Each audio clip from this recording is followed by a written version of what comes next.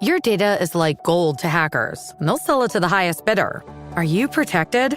McAfee helps shield you, blocking suspicious texts, malicious emails, and fraudulent websites. McAfee Secure VPN lets you browse safely, and its AI-powered text scam detector spots threats instantly. You'll also get up to $2 million of award-winning antivirus and identity theft protection, all for just $39.99 for your first year. Visit McAfee.com. Cancel anytime. Terms apply. I can say to my new Samsung Galaxy S25 Ultra, hey, find a keto-friendly restaurant nearby and text it to Beth and Steve. And it does without me lifting a finger, so I can get in more squats anywhere I can. 1, 2, 3. Will that be cash or credit? Credit. 4. Galaxy S25 Ultra, the AI companion that does the heavy lifting so you can do you. Get yours at Samsung.com. Compatible with select apps. Requires Google Gemini account. Results may vary based on input. Check responses for accuracy. What would you guess is the most controversial comment I made on social media in the past year? You might think it was about immunizations, but I actually never really covered vaccines until last week's episode. Okay, the second most controversial thing I said was that kids don't need milk. And I cover that whole topic in episode 68. But the most controversial thing I said in the past year was that parents should not make their kids clean their plate. It came as a huge surprise to me that that was controversial. And that led to my most downloaded and most listened to episode. And that's what I'm replaying for you today because I think it's important. It's about intuitive eating. Bon appetit.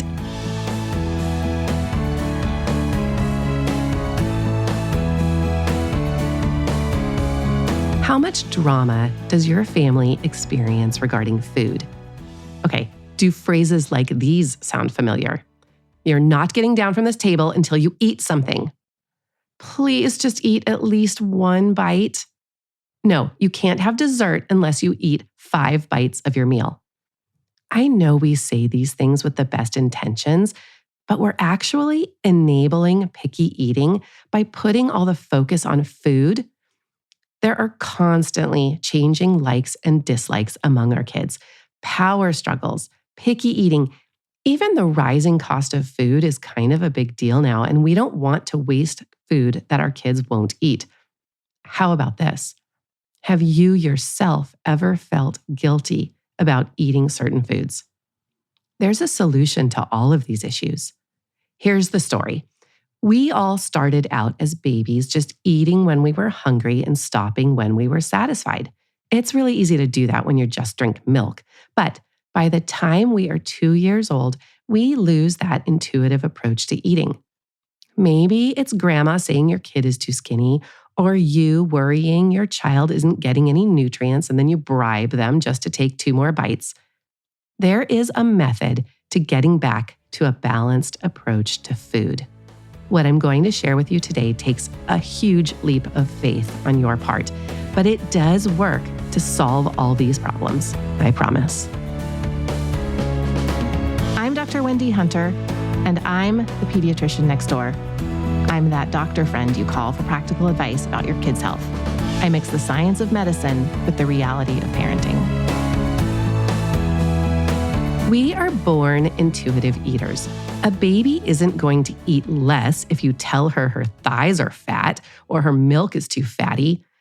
But sometime around age 2, maybe age 3, kids' habits change a lot. Partly it's developmental in that they now know they get to make choices and can influence the world. And once they know they have power, as you know, they try to exert their will on the world. Partly it's that they have a natural appetite drop. 1-year-olds need to eat a lot, but toddlers don't need as many calories, and some days they may eat very little, and that's fine. Then there are the external influences that you experience yourself. You might eat because food is sitting there, or because someone else is eating. You might eat because you're bored, or you saw something on TV that looked good. And for kids, they might eat because of pressure from adults. You know, when you say, just take 2 more bites, I know you've said this. So as time passes, kids lose touch and they start eating in response to situations, emotions, or learned rules. My goal today is to help you raise kids who have a healthy attitude toward food. It's called intuitive eating. And this philosophy of eating reduces eating disorders, emotional eating, and it enhances self-esteem. That's in the long run. In the short term, it can help you today because you will have less drama around food. This means less bargaining, pressure, and less stress, and more confidence that your kids are going to be fine, even if they don't eat everything on their plate. It makes us all enjoy eating more. Intuitive eating is not the same thing as mindful eating, though that can be part of it. And it's not even the same as eating intuitively. Intuitive eating with a capital I-E is a set of 10 principles that were proposed by two dietitians back in 1995 when they published a book called Intuitive Eating. It was based on their experience, and now it's backed by research. They developed this method to guide people who were stuck in negative cycles of dieting and disordered eating to get back to their natural instincts. It's a philosophy to reset our relationship with food that has been led astray by external pressures and influences. You can look up the 10 principles or buy a book if you're interested, or you can listen to the conversation I had with Dr. Yami Cazorla-Lancaster, better known as Dr. Yami. She's a board-certified pediatrician and also board-certified in lifestyle medicine. We talked about how you can raise kids with this approach to food. And if you're listening to this and you're afraid it's too late, it's not. You can unlearn habits. Here's Dr. Yami.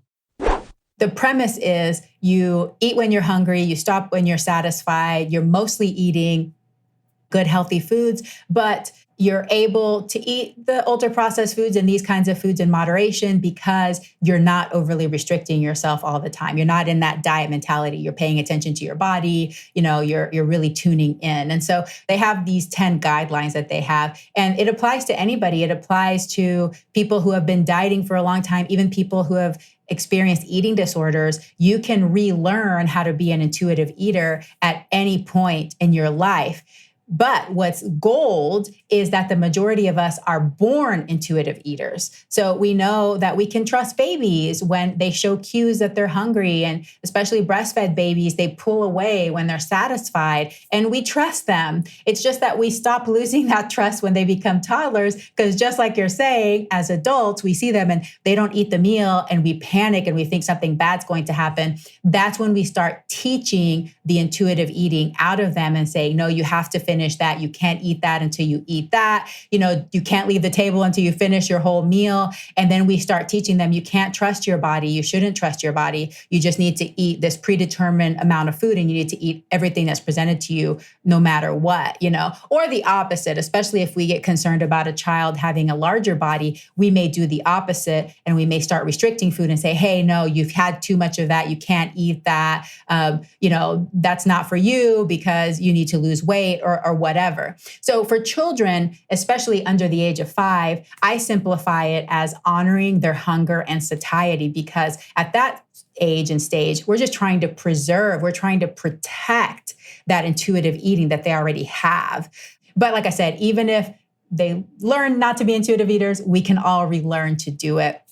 And as parents, one of the best ways to do that is through division of responsibilities. And so this was also created by another dietitian in the 90s. And what it means is that the parents, they have their own roles and responsibilities, and the child has their own roles and responsibilities. So as a parent, you decide what, when, and where. So what are you going to prepare? What are you going to menu plan and buy and prepare for the child? When are you going to eat? Where are you going to eat? So an example might be, okay, for lunch, we're going to eat around noon. We're going to go sit at the kitchen table. We're going to have black bean burritos with some roasted broccoli and some brownies or whatever, And so that's your job. You prepare the food, you present it to the child, and then your job is done. And now it crosses over into the child, and the child determines if they're even going to eat at all and how much they're going to eat of whatever. So they may have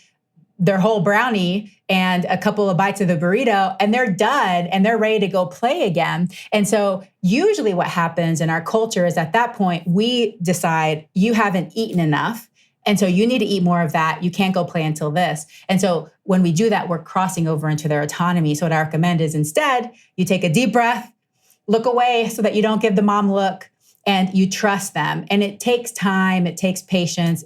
You may experience a lot of anxiety while you're learning how to do this again. But really, as you learn to trust them, they trust themselves. And this is such an amazing skill that they can have as they grow, they become teenagers, they go off to college. So you give them lots of practice in trusting their bodies because you've shown them that you trust them. And what we're doing typically is showing them that we don't trust them and that we shouldn't trust our bodies. And that's what can lead to this complicated relationship with food. Oh, that sounds so easy. I mean, it is one really, really simple concept that you put the food in front of them and then you trust them, but so impossible when you think about all of the things going on in your head about, well, you have to eat because it's grandma's birthday and you have to eat this because I said so and because you're going to be hungry later. And I know. But what you're saying is really powerful because if you get to this point with your children, you are teaching them body positivity and self-esteem just through the simple act of letting them choose what to eat. So what impacts does it have on, self-esteem? It's so good. And that's one of my values as a pediatrician, as a mother, as a coach is, yes, I want to help parents learn what the healthy foods are that we should be trying to present to our children. But that doesn't matter if at the end of the day, they're all developing disordered eating or they don't like their bodies. And so really it's about having that relaxed, accepting attitude around food. We have different ways of parenting and different ways of feeding our children. So you have that authoritative parenting stance that we're going to eat healthy foods the majority of the time around here, okay? We're not just going to have cake every morning because my child wants to have cake every morning, okay? But you're presenting it in a way that's gentle, that you're not pushy, you're not restrictive, you're not obligating. And so it really does lead to this just relaxed approach where children feel trusted, they don't feel pressured, and they approach food in just a different way than you see other children doing it. This method is a fine balance and can take time to find how you want to be authoritative, but trusting at the same time. It's not easy for us to set boundaries and then sit back and see what happens because we have so many ideas in our head about what we should do and what our kids should do. If you remember one thing from this, it's the division of responsibility. The parent chooses which foods, when they are offered, and where, and the child gets to decide if they eat and how much. Of course, it's not really that simple. The details are coming up.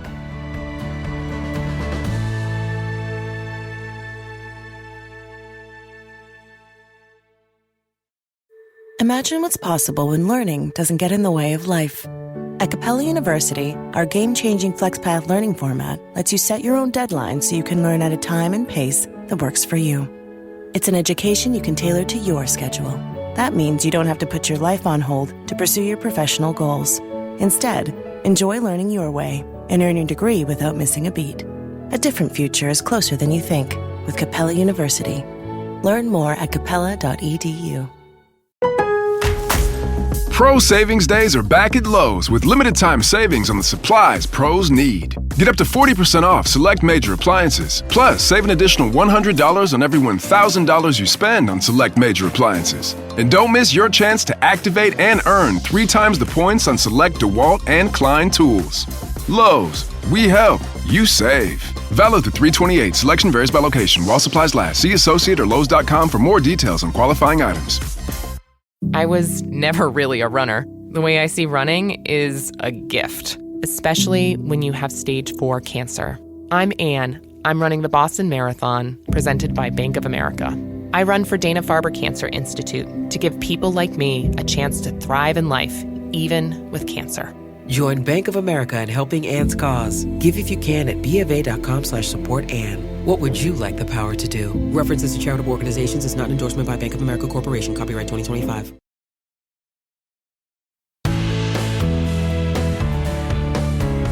This idea of a division of responsibility sounds great, but how do you do that at home?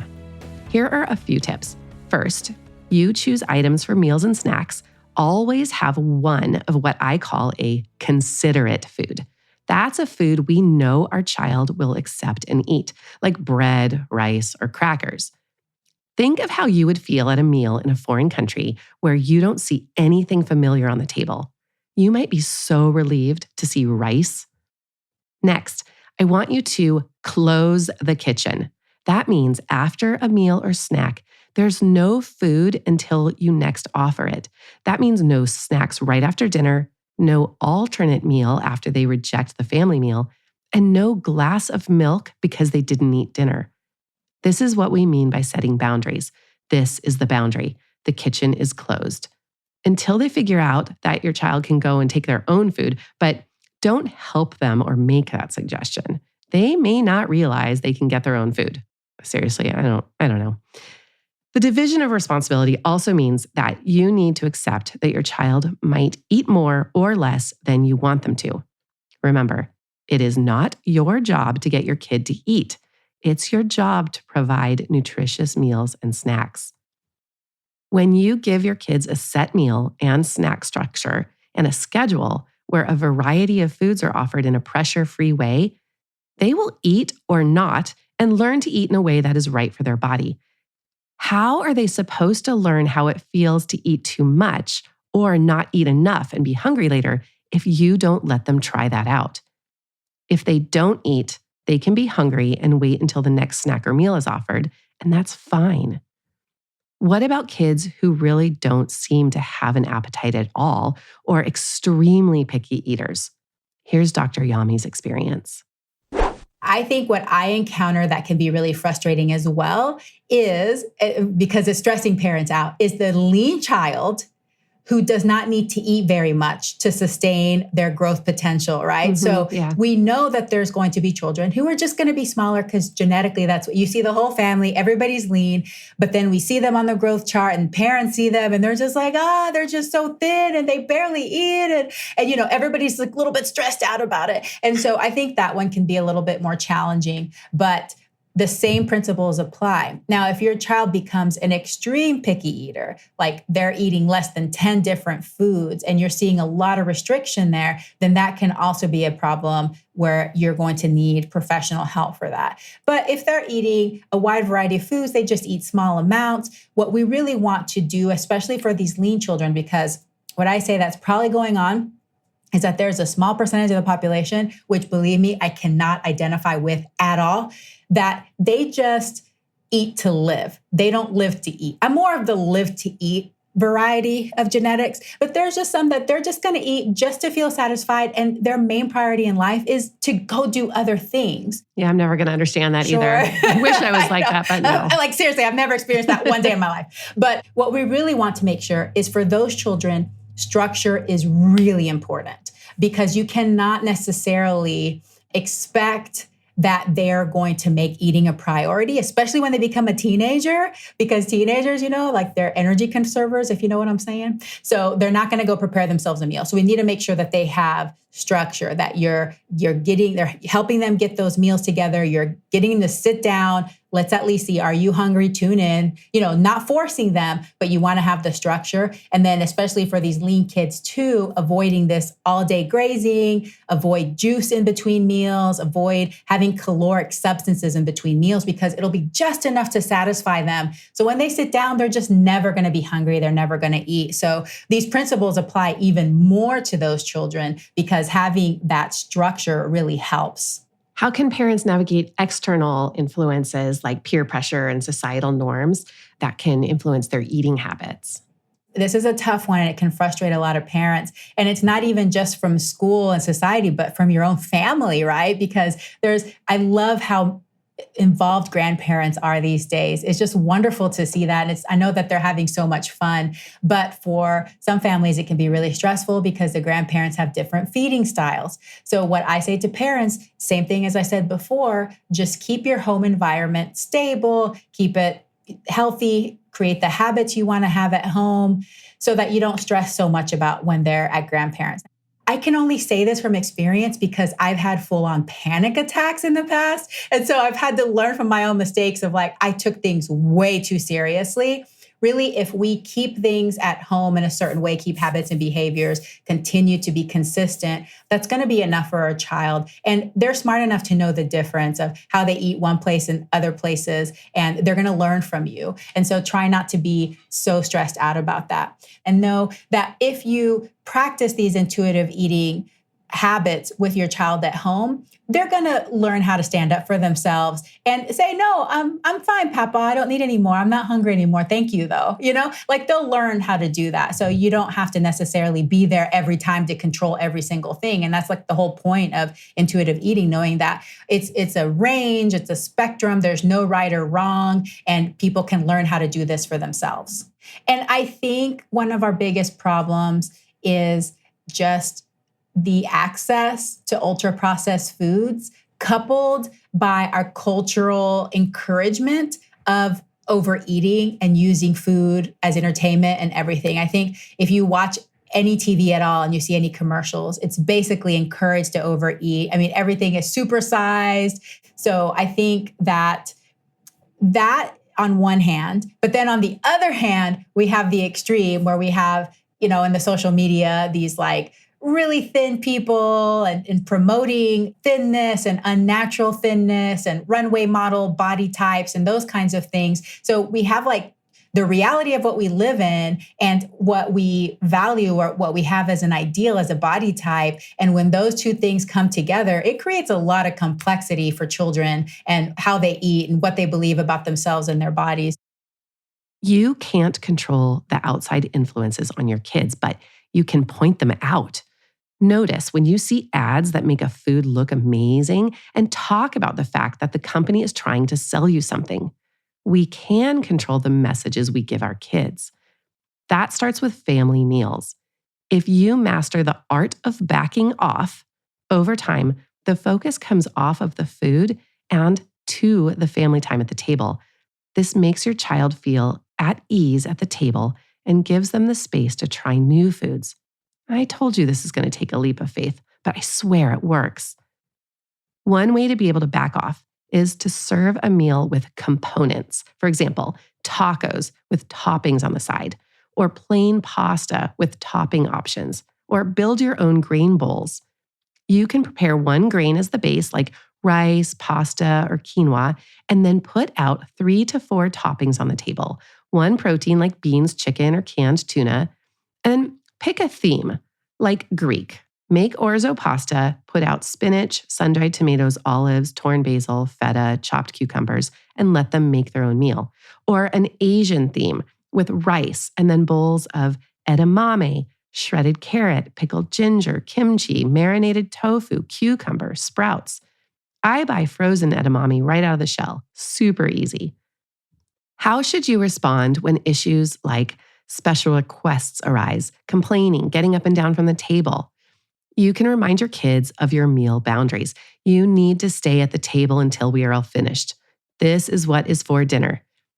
Your kids don't have to eat, but there are studies that show that kids who were observed at daycare ate far more vegetables when they were made to sit at the table for more than 15 minutes compared to when they were allowed to leave the table. But don't bribe your kids or bargain. If you say they have to take 3 more bites or you negotiate, your kids might look at eating as a project rather than as a pleasure and nutritious. The other trap you might get caught in is giving a reward for eating. If your son shovels their food down in order to get screen time or dessert, they're not going to associate food with hunger and satiety. They're going to associate it with the reward. So avoid rewarding their eating. And the flip side, avoid eating as a reward. That teaches them to reward themselves with food when they're older. Like, I just took an exam, I'm getting ice cream. And that foods are off limit until you earn them. So if they eat ice cream, they feel guilty because they didn't earn it. It's fine to have ice cream just because you want ice cream. Intuitive eating doesn't mean your child can eat whatever and whenever they want. It's not a free-for-all for candy all day. They don't understand the importance of nutrition and balance, and that's your role. Make eating fun and enjoyable. That goes for your family and for you. If your child has a friend from another culture, go try their food. When your child trusts their own body to decide how much to eat without external influence, they trust their judgment in other aspects of their life too. And that's exactly the independent kid that you want to raise. For more from the Pediatrician Next Door, find me on the web at pediatriciannextdoorpodcast.com. If you've got a question about the weird things kids do, send an email to hello@pediatriciannextdoorpodcast.com for a chance to hear your voice on the show. I'm Dr. Wendy Hunter, and I'm the Pediatrician Next Door. This show is produced by Red Rock Music. Make sure to subscribe and leave a review wherever it is you're listening. I'll be back next time with more.